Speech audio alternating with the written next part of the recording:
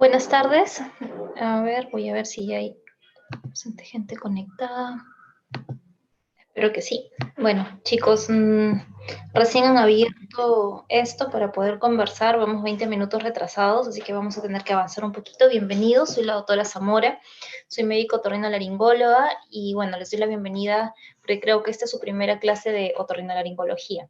Entonces, lo primero que debes saber en otorrinolaringología, como su nombre lo dice, vamos a ver tres órganos principalmente, el oído, la nariz y la garganta. Hoy vamos a empezar por una de las patologías más comunes a las que ustedes se van a enfrentar como médicos generales. Vamos a hablar de la otitis externa y de la otitis media. Bien, pero para ello pues tenemos que conocer un poco de anatomía, un poco de embriología. Entonces,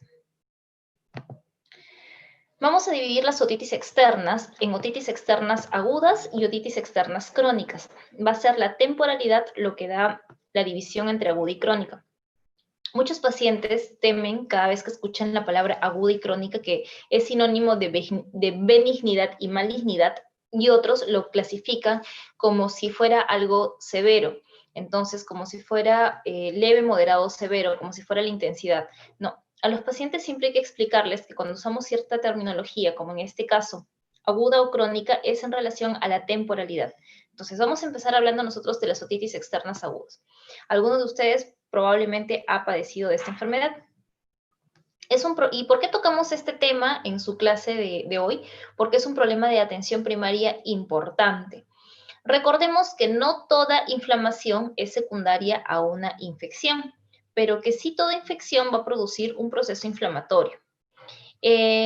Vamos a ver una afectación del conducto auditivo externo, del pabellón auricular y lo que incluye el trago. Por eso que los pacientes cuando tienen una otitis externa se tocan la zona del trago y les produce dolor, siendo este una de las características más importantes de las otitis externas agudas de tipo bacteriana, ¿no? El signo del trago positivo. Como les decía, la temporalidad es lo que nos va a dividir las otitis externas en agudas o crónicas. Las otitis externas agudas son aquellas que tienen menos de 6 semanas de duración y las crónicas más de 6 semanas. Más de 3 meses, perdón. Por lo general, el punto de corte son 12 semanas. Entre ese espacio de las 6 semanas y las 12 semanas, estamos hablando nosotros de un cuadro subagudo. Bien, entonces acá tenemos al oído. Como bien saben, el oído cumple dos funciones importantes. Una es la de la audición y la otra es del equilibrio. La audición, vamos a ver que las ondas sonoras, las cuales son vibraciones que van a viajar en un medio, que puede ser el aire, que puede ser el agua, y van a ingresar a través del conducto auditivo externo, y luego van a chocar con la membrana timpánica. Posteriormente va a iniciar una serie de movimientos a nivel de la cadena osicular, y finalmente va a mover en la platina del estribo, y se va a desencadenar todo este proceso que inicialmente es un proceso mecánico, va a cambiar a ser un proceso eléctrico a nivel de la cóclea. Entonces ya sabemos que el órgano es el órgano receptor de las ondas sonoras y del sentido del equilibrio.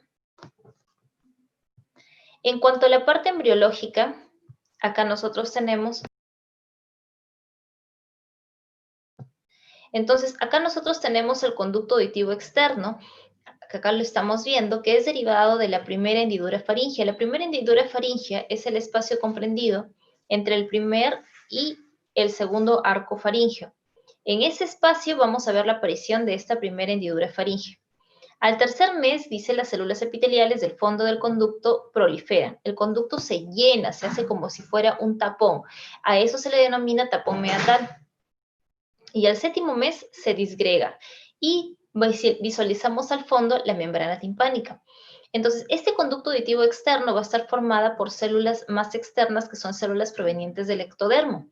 En algunos pacientes, por ejemplo, este tapón meatal no se llega a disgregar y por lo tanto el paciente no presenta el conducto auditivo externo. A eso se llama agenesia se llama a veces viene conformada con una agenesia del conducto auditivo externo. Luego tenemos a la membrana timpánica. La membrana timpánica, chicos, es muy importante que ustedes sepan que tiene 3 capas. ¿Y por qué esto es tan importante? Esto va a permitir que se divida la membrana timpánica en 2 regiones.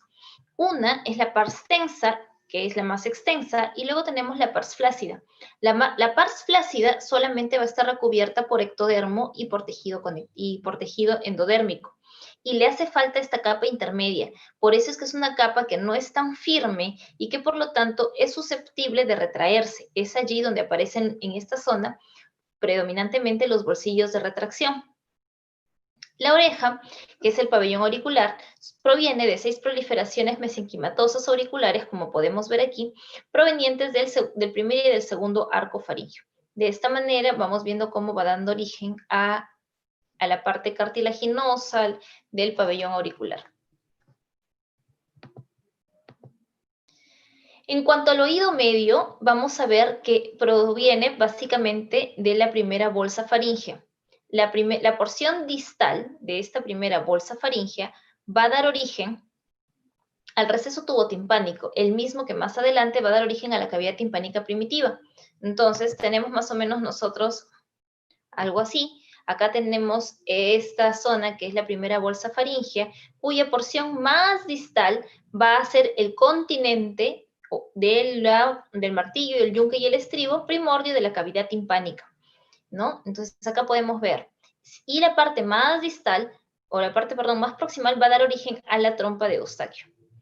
Tenemos también en los huesecillos, como podemos ver, cómo van a ir estos interrelacionándose con la cavidad timpánica. Y acá lo que les explicaba anteriormente, el tapón meatal, ¿no? El tapón meatal que al séptimo mes de gestación se va a disgregar y va a dar origen al conducto auditivo externo. La capa más externa, esta que está acá en negrito, va a dar origen a la parte ectodérmica de la membrana timpánica.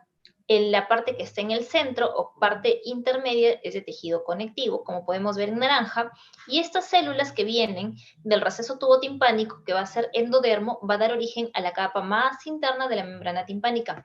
Esto ustedes tienen que saberlo, chicos. 3 capas en la pars tensa y solamente 2 capas en la pars flácida. De esa manera tenemos que el ectodermo va a dar origen al conducto auditivo externo, a la capa externa de la membrana timpánica, pero el ectodermo también va a tener una vesícula, va a haber una vesícula que se llama vesícula óptica, así como ocurre a nivel de los ojos y a nivel de la nariz, es un engrosamiento de tejido ectodérmico, ¿no? Que da también origen al neuroepitelio, va a dirigirse a la parte más interna del oído interno y va a dar origen a las células ciliadas, a la porción celular del oído interno.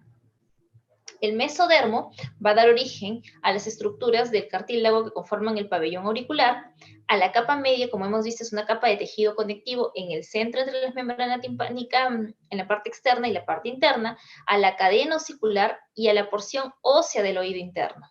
Y el endodermo va a dar origen al epitelio que recubre la caja timpánica y la trompa de Eustaquio. Entonces, el pabellón auricular con sus distintas partes, como podemos ver, acá tenemos el hélice, el antihélice, el trago, el antitrago, y esta zona que es muy importante, que es la concha. La concha es importante porque es el asiento, por ejemplo, de algunas patologías, como el herpes y el herpes zóster. Entonces, acá nosotros tenemos una inervación, un gráfico de la inervación sensitiva. En la parte alta tenemos al nervio trigémino. Esto tiene que quedar muy claro. El nervio trigémino es un nervio de tipo sensitivo, ¿no es cierto? Y da origen entonces a la inervación de la parte alta del pabellón auricular. Esta zona está inervada por el nervio facial. Doctor, ¿el nervio facial es sensitivo, es motor? El nervio facial es sensorial, es sensitivo, es motor y autonómico. Entonces, eso es algo que ustedes también tienen que tener muy importante, muy claro. Y acá tenemos a las ramas C2 y C3 del plexo cervical. Entonces, recordemos, para ir haciendo un poco de correlación, esta es la zona de asiento de las vesículas del herpes zóster. Acá tenemos nosotros el conducto auditivo externo, el cual mide de 1 a 2 mililitros y tiene una porción cartilaginosa, que es su parte más externa, y una parte interna. Como ustedes ven, tiene forma de S, es decir, para que nosotros podamos observarlo bien al conducto auditivo externo y por lo tanto ver bien la membrana timpánica, tendremos que en los adultos llevar el pabellón auricular hacia arriba, hacia atrás y hacia afuera. Para poder nosotros evaluar el conducto auditivo externo, podemos hacerlo con una luz frontal, pero lo ideal es que utilicemos el otoscopio. ¿Qué es el otoscopio? Es un aparatito que emite una luz y que nos permite, puede ser halógena, puede ser LED, puede ser por bombilla, que nos permite visualizar estas estructuras, ¿no? El conducto auditivo externo y la membrana timpánica. Tiene una importante relación con el segmento mastoideo del nervio facial que pasa por acá, por atrás, por el piso. Y luego recordemos que el nervio facial se dirige hacia abajo y que va a salir a través del agujero estilomastoideo. Por lo tanto, si nosotros tenemos alguna enfermedad, por ejemplo, una otitis externa maligna, para ir haciendo correlación, ¿puede afectarse el nervio facial? Sí, esa, chicos, es también pregunta de examen, así que ténganlo claro, ¿ya? Es por la relación.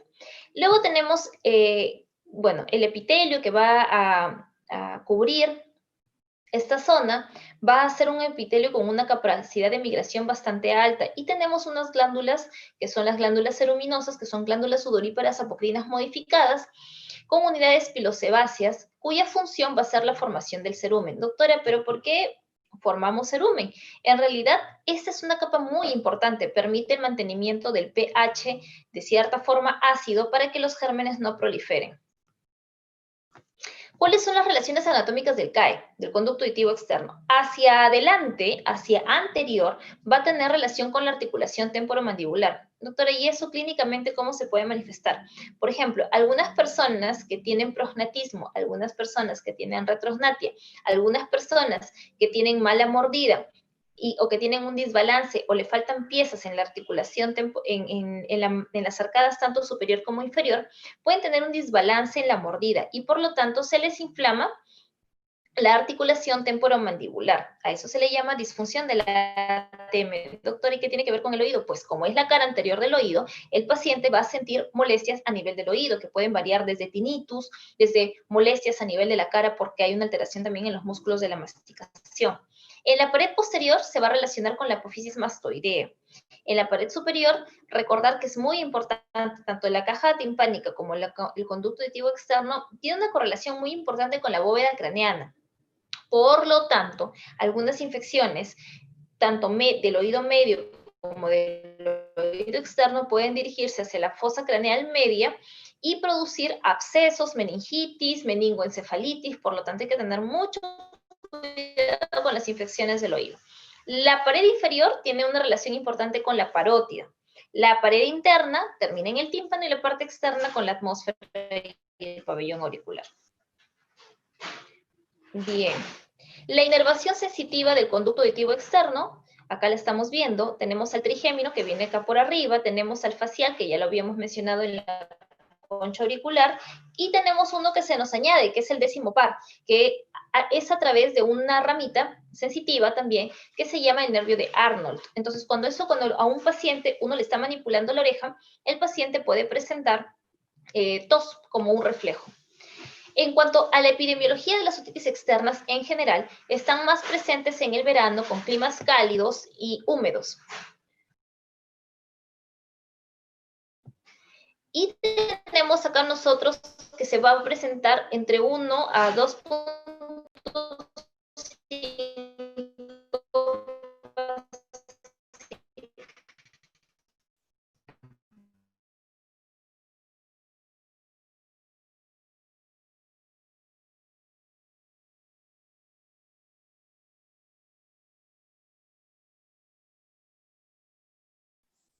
Doctora, disculpe, no se le escucha. Perdón, chicos, se silenció mi micro. Factores de riesgo. Entonces, allí tenemos el aumento de la humedad, pérdida del cerumen protector y traumatismo. Hay muchos pacientes que les pica el oído, por ejemplo, porque sufren de rinitis o tienen una dermatitis o psoriasis, entonces se están manipulando. Eso hace que constantemente estas personas se estén infectando del oído. El cerumen impactado. Personas que están acostumbradas o que producen mucho cerumen y que van constantemente a hacerse lavados de oído, a veces dejan mucho tiempo el oído y se van con este problema y se van poniendo gotitas. Se macera este cerumen, genera mucha humedad y se puede sobreinfectar. Por eso es que en algunos casos el cerumen no llega solamente como cerumen, sino llega con una sobreinfección. Luego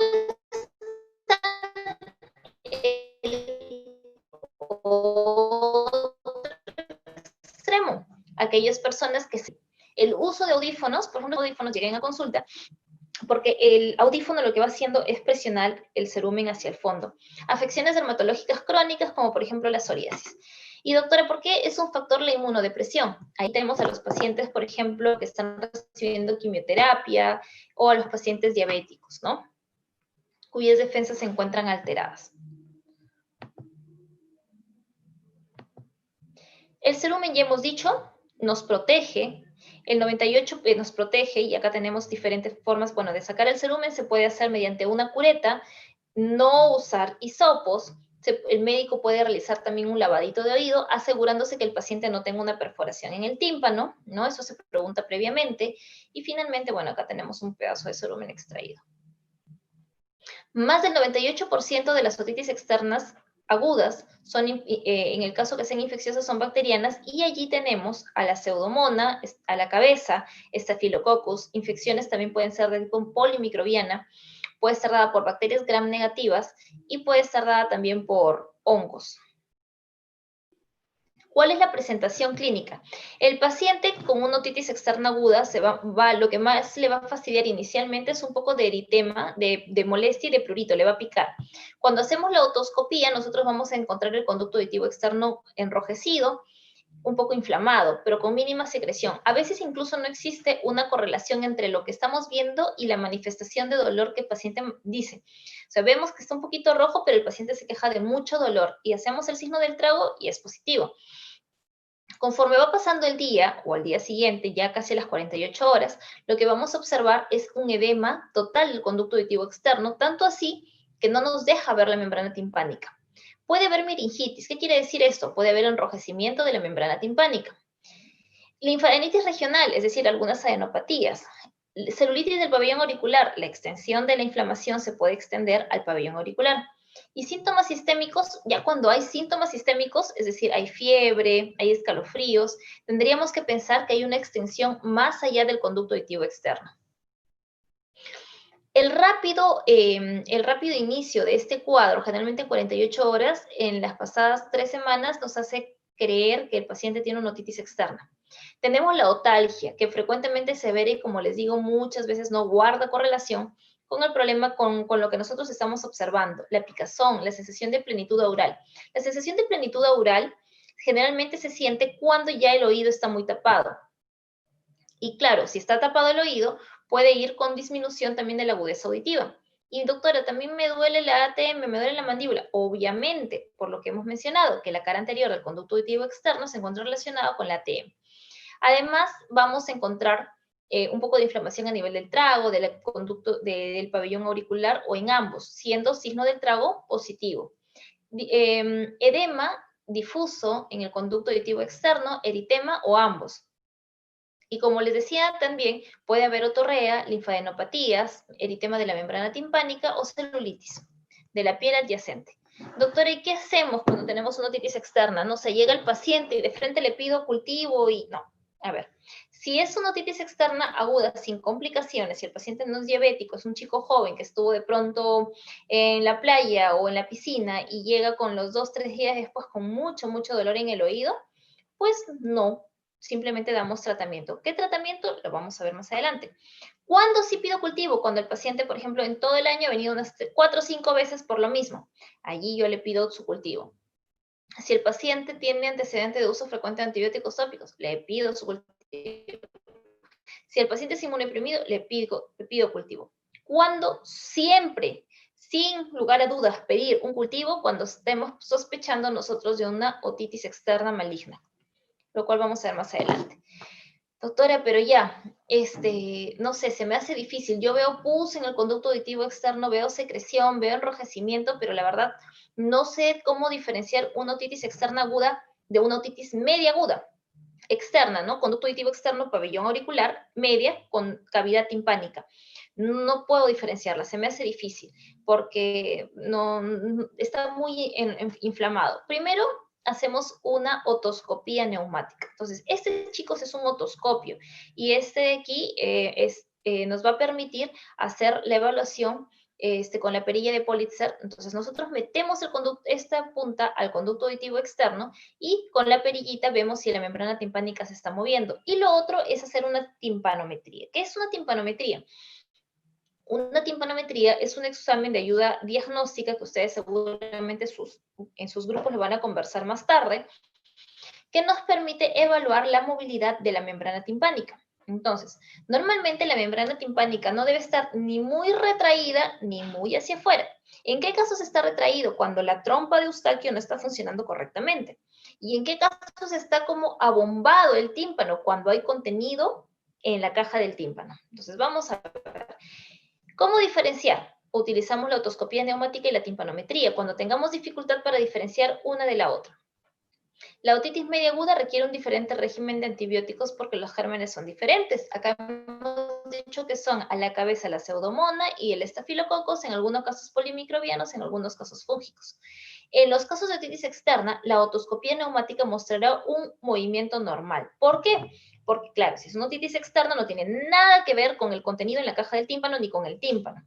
Y la timpanometría mostrará un trazado puntiagudo normal. Doctor, ¿y qué es un trazado puntiagudo normal? Es lo normal, chicos.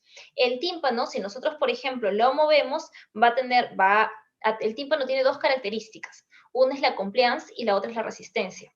¿Qué es eso? Pues de lo que comentábamos inicialmente, y por eso es que hemos empezado con anatomía, el tímpano tiene 3 capas. Entonces, estas 3 capas normalmente tienen 2 características.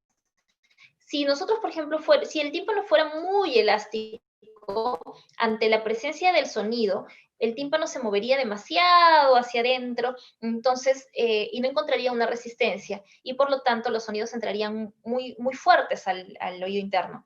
Si el tímpano estuviera rígido, por lo tanto, no podría mover de forma adecuada tampoco la cadena osicular. Por lo tanto, tiene que existir un balance entre estos dos puntos, y de eso es lo que permite que el tímpano se encuentre en cero. Y cuando se encuentra el tímpano en cero, es decir, en su presión original, puede desplazarse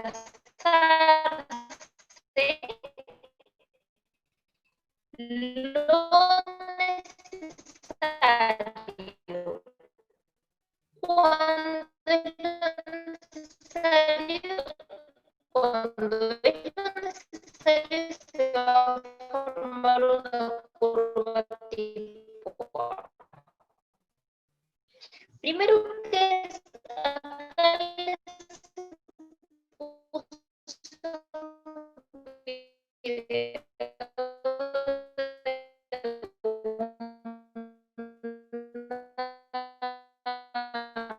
otros